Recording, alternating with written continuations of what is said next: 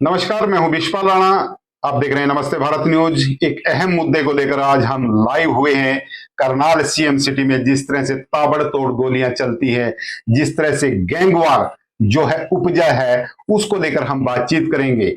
आपको बता दें कि शराब कारोबार को लेकर जिस तरह से ये मामला गैंगवार तक पहुंच जाता है, कितना गंभीर ये मामला है, उस पर आज हम चर्चा करने वाले हैं। क्योंकि इस मामले में गोगी गैंग, दिल्ली का एक गैंग है, उसकी एंट्री होती है। क्योंकि जिस तरह से कल जय भगवान हत्याकांड होता है, चार बदमाशों के द्वारा ऑटोमेटिक हथियारों से जिस तरह से ताबड़तोड़ फायरिंग की जाती है, सरेआम गांव के बीच जाकर, झंझाड़ी गांव में जिस तरह से फिल्मी स्टाइल में इस हत्याकांड को अंजाम दिया जाता है, वो अपने आप में एक बड़ा गंभीर मामला है।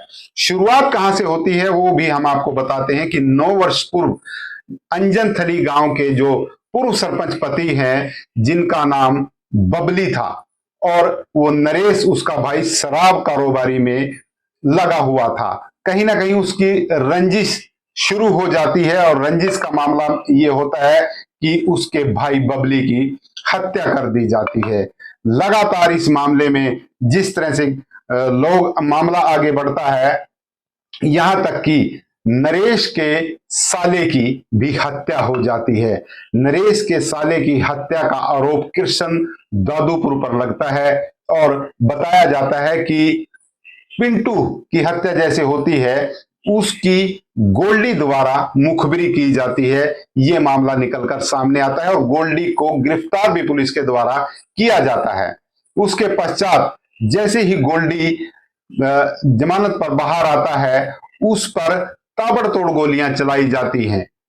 वहां पर उसका पिता जय भगवान था और उसका चाचा भी मौजूद था। तीनों को गोलियां लगी थी, लेकिन वो कहीं ना कहीं बच जाता है। उसके पश्चात ये मामला लगातार चलता रहता है और कल जिस तरह से आपने देखा कि जय भगवान अपनी दुकान पर बैठा था, लेकिन जो बदमाश आए थे गोगी गैंग जिसने इसकी हत्याकांड की जिम्मेदारी ली है, वो गोल्डी को मारने आए थे, लेकिन उसका पिता वहां पर मौजूद था और उसकी बताया जा रहा है कि 30 राउंड फायरिंग वहां पर हुई थी और वहां पर लहूलुहान अवस्था में उसे अस्पताल लेकर जाया जाता है, जहां उसकी मौत हो जाती है।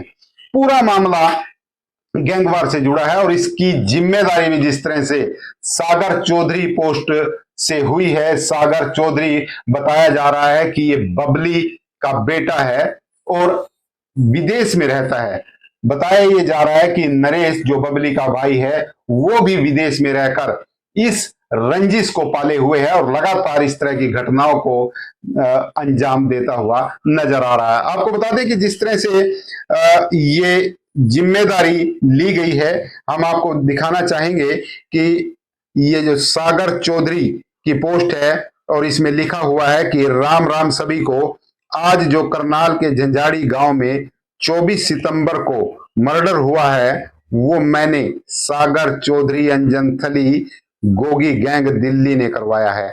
ये हमको बताने की जरूरत नहीं है क्यों करवाया है, सबको पता है शुरुआत किसने की थी और हमारे साथ क्या हुआ था। किसी का भी कितना भी हाथ हमारे किसी भी इंसान के नुकसान में है, उन सब का हिसाब करेंगे, चाहे कोई देश से बाहर हो या देश के अंदर। ये मत सोचो कि बच जाओगे, कोई भी कहीं भी जहां भी मिला वहीं टिकट काट देंगे। शुरुआत तुमने की थी, खत्म अब हम करेंगे। जय श्री राम, जय बलकारी, हर हर महादेव। तो आप देख सकते हैं कि गोगी गैंग का जिक्र इसमें किया गया है और किस तरह से इस हत्याकांड की जिम्मेदारी ली गई है।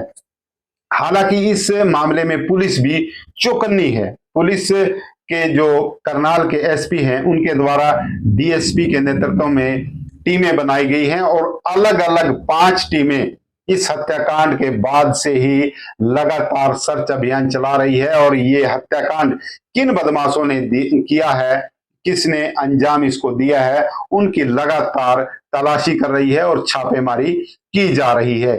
पुलिस के द्वारा जो सीसीटीवी कैमराज की फुटेज है वो खंगाली जा रही है कि बदमाश किस तरह से आए थे और उन्होंने इस हत्याकांड को कैसे अंजाम दिया है। और ये जो फुटेज है पुलिस ने अपने कब्जे में भी ले लिए हैं। बदमाश हत्याकांड को अंजाम देने के पश्चात किस रास्ते से गए हैं उस वहां की भी जो सीसीटीवी फुटेज है वो खंगाली जा रही है। चाहे सीआईए की टीमें हों या थानों की टीमें, वो लगातार इस मामले में जुटी हुई है। आपको थोड़ा सा इस मामले के अंदर लिए चलते हैं। आपको बता दें कि जो कृष्ण दादोपुर है वो जबरा गैंग से जुड़ा हुआ था। जबरा गैंग जो लाडवा से वो बिलोंग करता था और उसका उस क्षेत्र में काफी आतंक था और करनाल के क्षेत्र में भी काफी वो सक्रिय था। इस मामले के बाद वो पुलिस के द्वारा उसका इनकाउंटर कर दिया जाता है और कुछ समय बाद आपको बता दें कि कृष्ण दादोपुर भी पुलिस के हत्थे चढ़ जाता है। ये पूरा मामला अब जो है कृष्ण दादोपुर जेल में है। गोल्डी जिस पर यह शक था कि उसने कहीं ना कहीं इस मामले में मुखबिरी की है और पिंटू हत्याकांड में उसका हाथ है, जिसको लेकर जो सागर चौधरी जो है, जो बबली का बेटा है, वो इस गोल्डी को इसका गुनाहगार मानता है और इसकी हत्या, गोल्डी की हत्या करवाना चाहता था सागर, लेकिन उसका पिता दुकान पर बैठा था, जिसके बाद ये जो बदमाश पहुंचते हैं उसके पिता जय भगवान की हत्या कर देते हैं। पूरे क्षेत्र में इस मामले को लेकर दहशत का माहौल है। इस मामले में जो भी अपडेट पुलिस के द्वारा हमें बताई जाएंगी वो हम आपसे साझा करते रहेंगे, लेकिन ये अपने आप में एक गंभीर मामला है। पूरी तरह से जिस तरह से करनाल क्षेत्र को बड़ा संवेदनशील क्षेत्र माना जाता है, यहाँ पर इस तरह की आमतौर पर घटनाएं बहुत कम होती हैं, लेकिन जिस तरह कल ये इस घटना को अंजाम दिया गया, लोग दहशत में हैं और क्षेत्र में, पूरे क्षेत्र में सनसनी फैली हुई है। हालांकि लगातार इस मामले में पुलिस कार्रवाई कर रही है, छापेमारी कर रही है। कब तक ये बदमाश काबू आएंगे ये देखने वाली बात होगी, लेकिन कहीं ना कहीं ये मामला अब गैंगवार तक पहुंच चुका है। इसका अंजाम क्या होगा वो आने वाला समय बताएगा। इस खबर को आप शेयर करते रहें ताकि भविष्य में इस तरह की घटनाएं ना हो।